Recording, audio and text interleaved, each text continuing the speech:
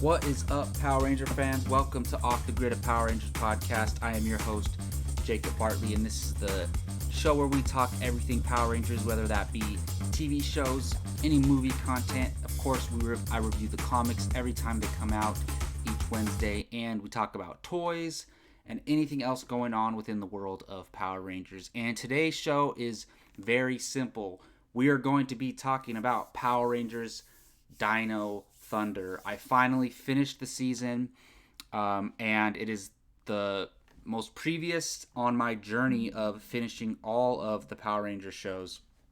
And it's basically just going to be a spoiler discussion on that show, spoiler review, about 20 minutes or so, and we're going to jump right into it here. Before we get started, I just want to say I hope everybody's okay. Hope everyone's doing well in these crazy times. And also, before I forget, if you want to get some off-the-grid gear with some of these cool logos designed by Jake Berlin, you can find those at TeePublic. Just go to teepublic.com, type in designer Jake Berlin, or you can search Apocaflix, Apocaflix, and you will find it paired with some of those shirts. That is our movie podcast as well, and you could go check that out on YouTube if you want. But yes, so for anybody who's new to this channel or hasn't watched any of these videos, I have been watching all of the Power Rangers seasons that I hadn't watched growing up. I rewatched all the ones that I did watch, and that was all the way up to Lightspeed Rescue.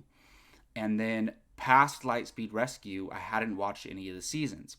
So I'm kind of going on this journey of chronological release date order, and I am now at Power Rangers Dino Thunder. The thing that sucks is I've been watching them on Netflix, and most of the seasons are leaving Netflix, which is terrible. I'm going to have to find another way to watch them, but I wanted to get this one done before January 31st, which is the last day that it is going to be on Netflix. So if you want to get some binging out of the way for some of those series that are leaving, I recommend doing that. But I'm sure they will end up somewhere. I don't know how it works. Like, I know Hasbro owns the property of Power Rangers now, but I don't know if they have the rights to every single season. It must be different for maybe the production companies of each season, because I know not all of the seasons are leaving. The original Mighty Morphins are still going to be on Netflix, so we'll figure all that later.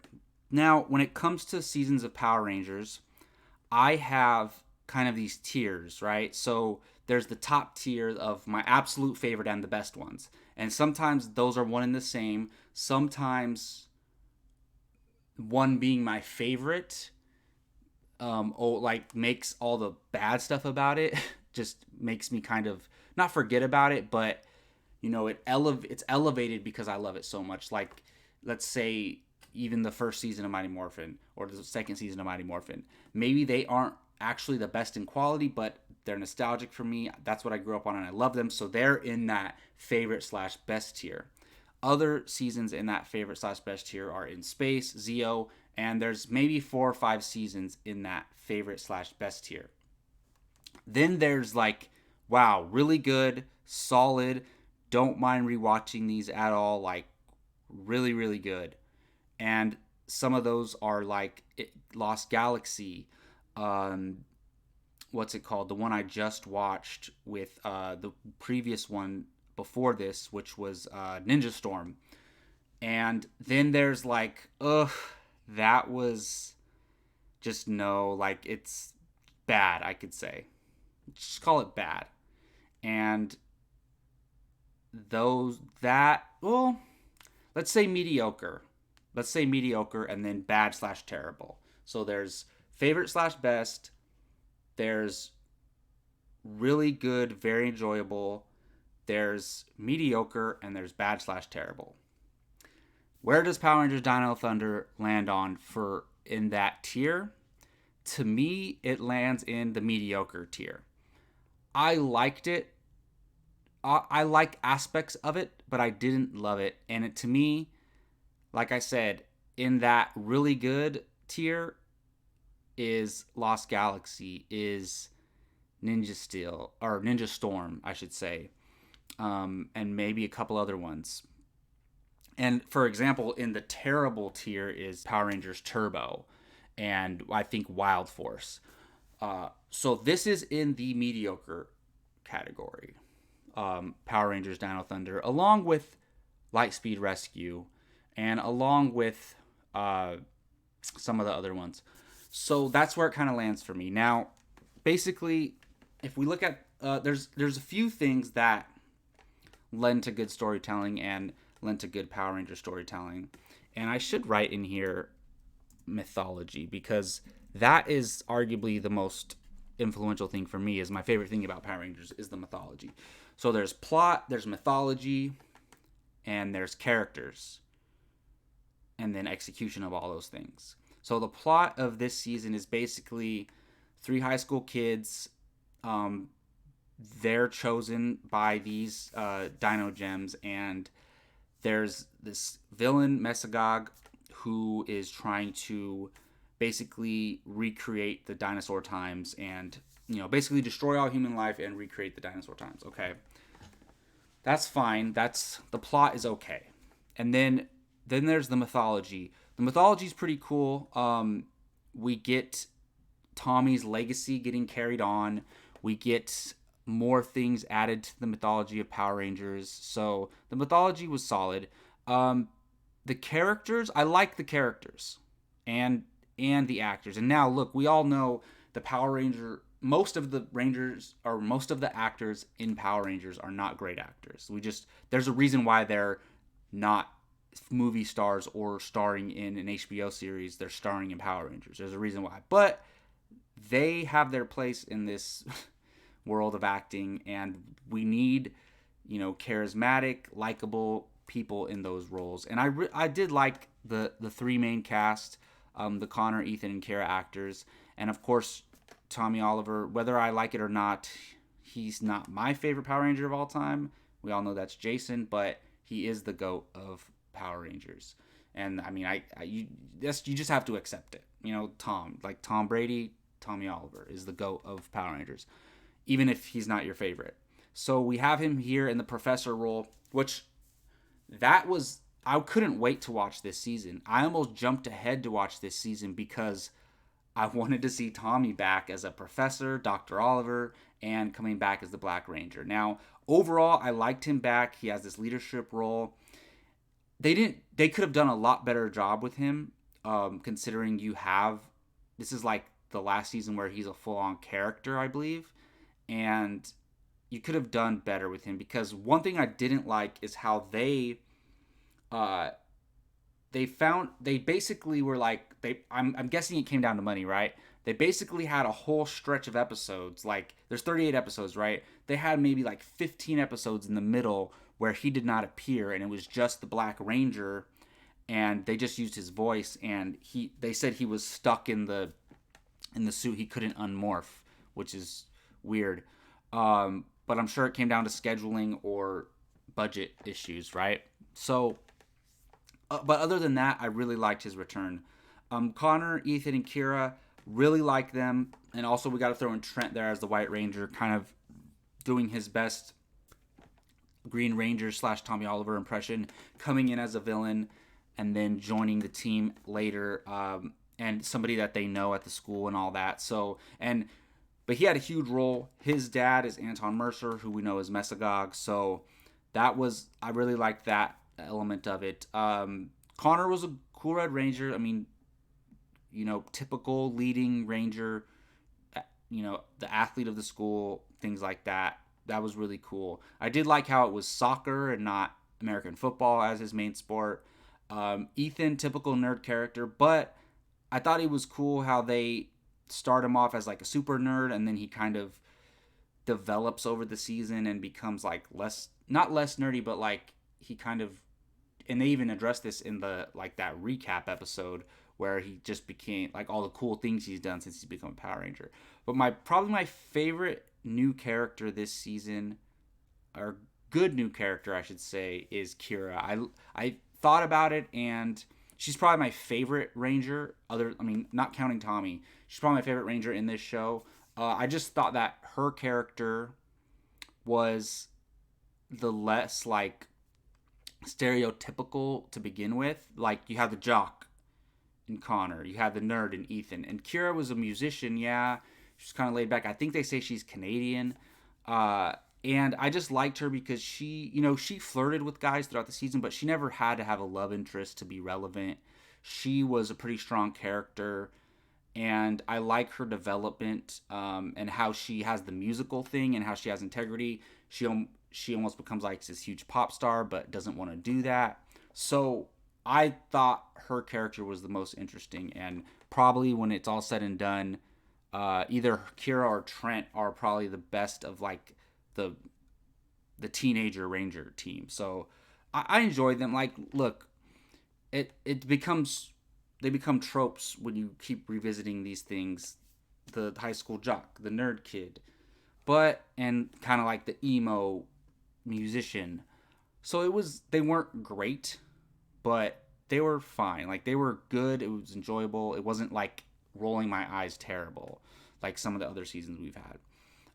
And another element that involves Trent and the White Ranger is, and I want to talk about the villains here. So we have Mesagog, Elsa, and Zeltrax as the three main villains. So Anton Mercer is Trent's dad, and he's also Mesagog. And he, through some experimentation, Mesagog was created, and now he's both of them. And I will say, look, all the Power Ranger villains, maybe other than Astronema, but even Astronema, they all are cheesy, right? They say cheesy things. They have these cheesy one-liners, and cheesy one-liners can be fun, but these were bad cheesy one-liners. And just their dialogue and their motivation, and like in one point he says, "You have to know by now, you can't trust me." Like, no one would say that. It's like, even if they, in a moment of betraying the heroes, they wouldn't say, "You should know by now you can't trust me," because not being able to trust somebody implies like they're not honorable or anything like that, which maybe he's not.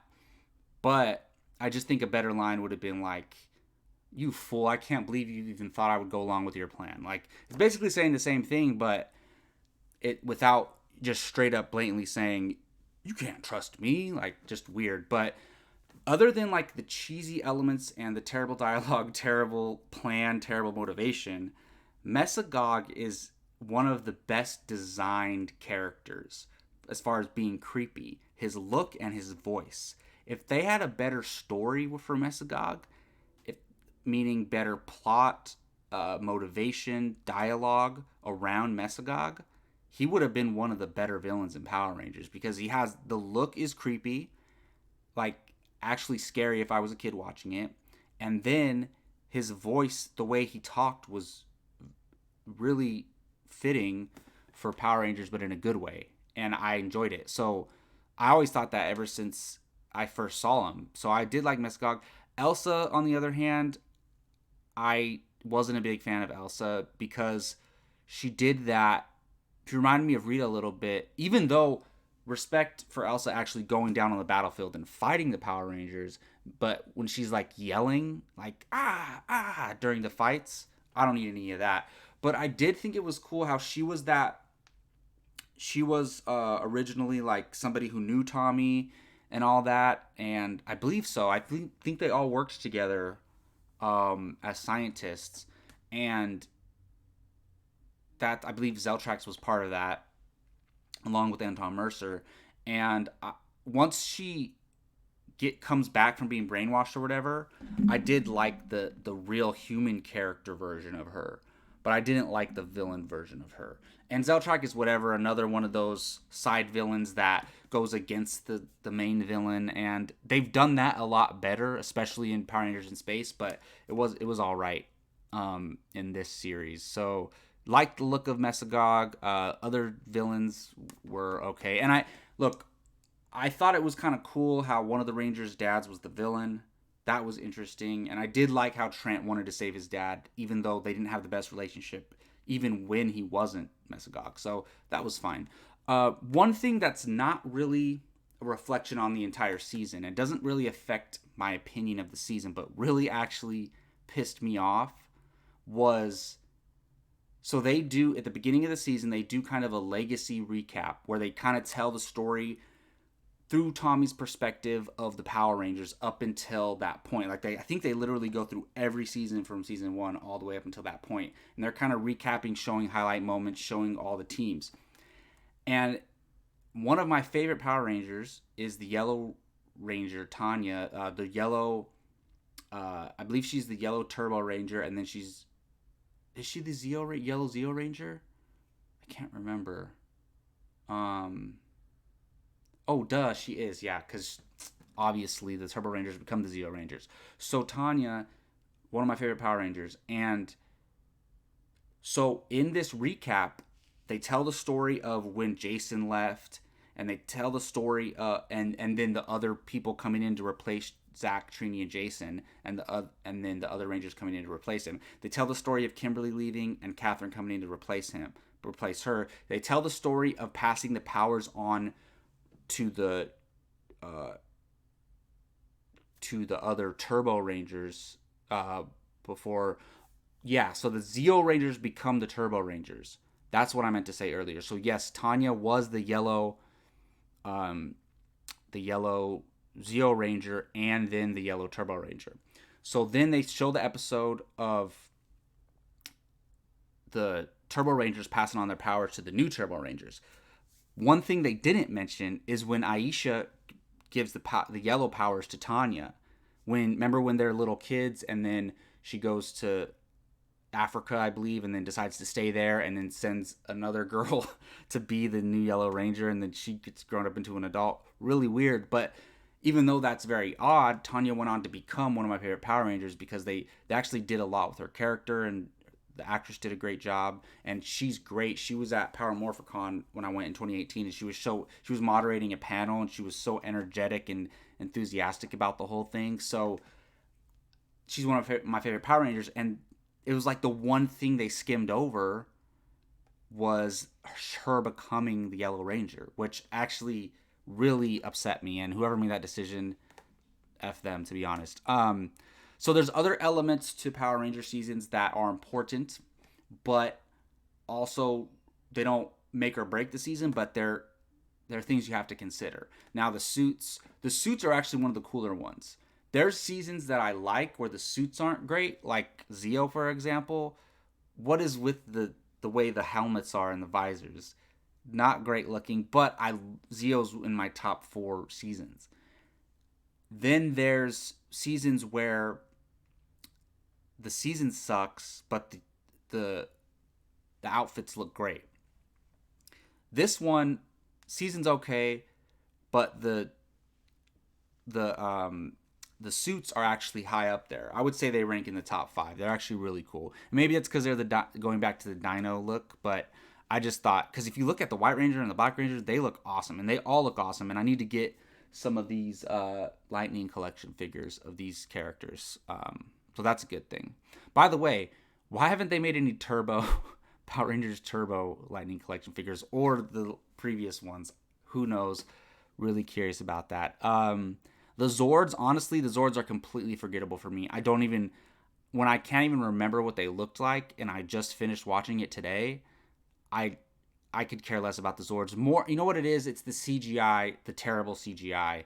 Once they switch to terrible CGI, I don't really like the Zords anymore. I really like the practical look of them in the original show. And I don't know, I think they used toys or something like that to create that look. I wish they would go back to that, because unless you're going to give us great CGI, I'd rather use no CGI. And I just hate the way it looks. It looks like paint. And it's looked like that for a long time. So Zords are forgettable. The action was pretty good, not the best, but it was decent. And some of the developmental powers that we've seen were pretty cool. It was really weird seeing the Red Ranger with the stretchy arms, but you got to remember, I'm not